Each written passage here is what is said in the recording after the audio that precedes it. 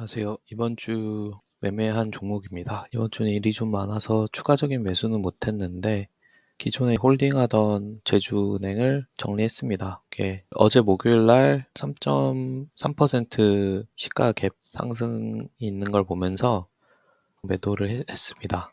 이 자리도 보시다시피 강력한 상승 1파 이후에 지지를 받는 것을 확인을 한 다음에 이 자리에서 아랫꼬리와 저점을 다지면서 더 이상 저점이 내려가지 않는 것을 확인하고 매수를 했는데 이 자리가 이전 고점 자리에서 저항이었던 것을 확인할 수가 있습니다. 이렇게 고점과 저점이 맞물리는 자리에서 지지가 나오면서 상승 3파 길목에서 잡아서 수익을 내게 됐습니다.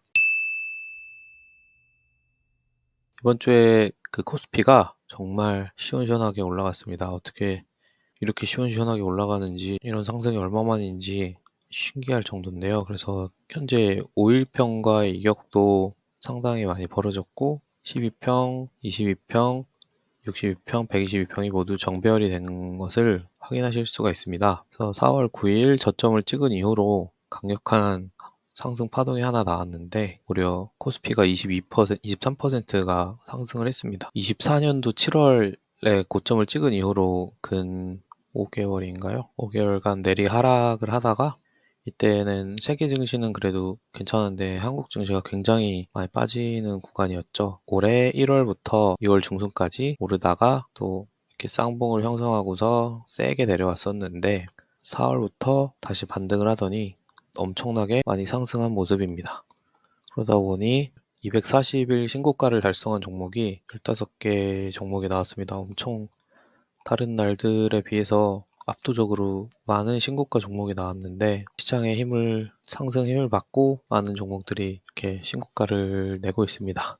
이거는 제가 운영하는 블로그인데요. 여기에 매일 제가 오늘의 급등주와 테마를 올리고 있습니다. 많이 상승한 종목부터 살펴보면은 아무래도 이재명 대통령의 정책 테마 종목들이 많이 상승한 것을 볼 수 있고 상법 개정으로에 따른 종목도 수혜를 입은 것으로 확인이 되고요. 대북, AI, 이재명, 원자력, 저출산, 상법 개정으로 한다고 해서 지주사도 많이 오르는 것 같고 재생에너지로 인해서 태양광도 많이 오르고 있는 모습입니다. 이렇게 정책주들이 많이 상승하는 그런 흐름이었고요.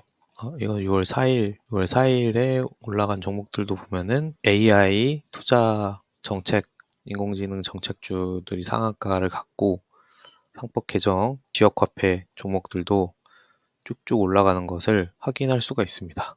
현재 코스피의 단기 상승은 정책주가 이렇게 시장을 끌고 가는 흐름이라고 생각을 하시면 될 것 같습니다. 그래서 2024년 7월에 전고점이 2,900포인트 정도 되는데 2,800으로 이 지점까지는 상승을 하고 여기는 이제 매물대가 저항 영역이기 때문에 바로 뚫고 갈지 아니면 조정을 받고 매물 소화를 하고서 갈지 확인해야 될 것 같은데 전고점 자리이다 보니까 기본적으로 여기서 들어가기보다는 매수하실 분들은 일단 한번 저항을 받는지 확인을 하고 매수를 고려하셔야 될 것 같습니다. 왜냐면 전고점 저항은 보통 차익 매물이 많이 나오는 자리이기 때문입니다. 이평선 관점에서 차트를 한번 분석을 해보면요.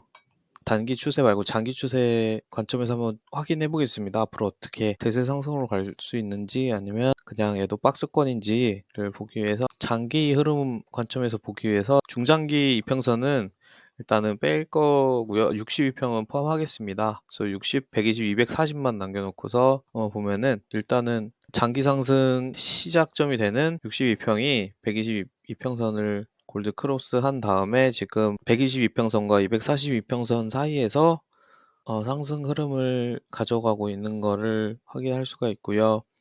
만약에 더 올라간다면 62평선이 242평선을 골드 크로스하고 더 나아가서는 122평선이 242평선까지 골드 크로스 한다면은 대세 상승 추세로 갈 수도 있겠습니다. 결국에는 62평, 122평, 242평선이 정배열을 해야만 이제 과거 사례들도 보면은 2020년에도 코로나로 인한 대세 상승이 나올 때 역배열이던 장기 평선이 62평선이 120을 뚫고 240을 뚫고 다시 122, 240을 뚫은 다음에 큰 상승이 나왔었던 것을 확인할 수가 있고요. 더 나아가서 서브프라임 모기지발 금융위기 때에도 큰 하락 이후에 역배열이던 장기 이평선이 62평선부터 120평선을 뚫고 올라와서 240을 뚫고 그 다음에 120이 다시 240을 뚫는 이 순서를 거친 다음에 대세 상승이 나왔던 것을 확인할 수가 있습니다. 따라서 지금 대세 상승으로 갈 거다라고 100% 말할 수는 없겠지만은 대세 상승의 시작인 62평이 122평을 뚫고 240을 또 이렇게 정복하러 가는 모습을 보이고 있어요. 최근에 힘도 굉장히 강했고 해서 하지만 이게 나온다고 해서 반드시 간다는 건 아닙니다. 그거는 과거 차트를 돌려보면 알 수가 있는데 62평이 122평을 뚫는다고 해서 그때부터 131일 동안 상승이 나오긴 했지만 장기 평선에 정배열도 나왔지만은 다시 죽을 수도 있는 거고 여기도 마찬가지로 뚫고 한 112일 정도 상승이 나왔지만은 다시 죽기도 하거든요. 그리고 이런 큰 박스에서는 얘가 62평이 120평을 뚫는다고 해도 60, 120, 240이 정배열이 되기 전에 그냥 바로 빠지는 경우도 있고요. 얘가 62평이 120평을 골든 크로스 한다고 해서 반드시 대세 상승으로 가는 건 아니다. 다음인 62, 240을 뚫는 거를 확인을 하고 대신에 그때 주가의 추세는 크게 하락이 아니라 계속 상승을 유지하는 상태여야 되고 조정은 나올 수 있습니다. 이렇게 아예 골든 크로스 된 자리를 뚫고 내려와 버리면 이거는 상승 추세가 꺾인 것이기 때문에 주가가 얼마나 조정을 받는지 힘이 얼마나 좋은지도 같이 살펴봐야 되겠습니다. 다음에 마지막 보스인 122평선이 240을 뚫고 크게 상승을 해야 되는데 여기는 뚫자마자 작지만 쌍봉 M자 패턴을 나오고서 다시 하락을 하는 게 보입니다. 근데 이미 많이 주가가 빠졌기 때문에 이때라도 만약에 샀다면 손절을 하는 게 맞고요.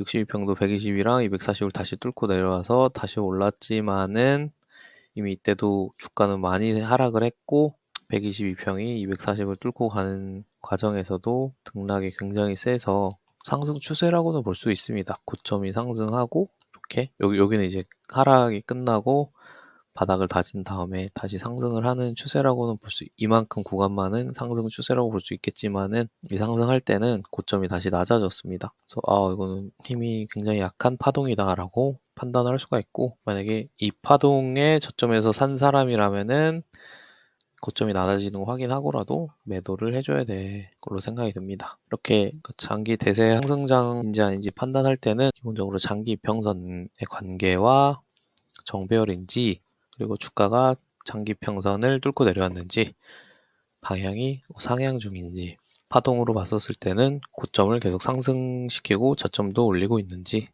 것들을 같이 확인을 하면서 대세 상승장을 판단하는데 판단 기준으로서 활용해 볼 수 있겠다 이런 말씀을 드리겠습니다. 단기 추세만 놓고 봐도 62평까지 한번 넣어보겠습니다. 단중기 이평선만 봐도 현재 22평선이 상승하는 장에서 22평 위에서는 직장인들도 매수를 하면 수익이 잘 난다. 기준을 가지고서 좀 더 적극적으로 매매를 해야 된다. 직장인이라면 이럴 때 해야 된다. 대신에 지금 너무 많이 올랐기 때문에 단기에 어디까지 갈지는 모르겠지만 전고점까지는 갈 거라고 생각을 하지만 추격 매수는 조심하시고 저항 자리에서는 비중 축소로 대응을 잘 해주시기 바랍니다.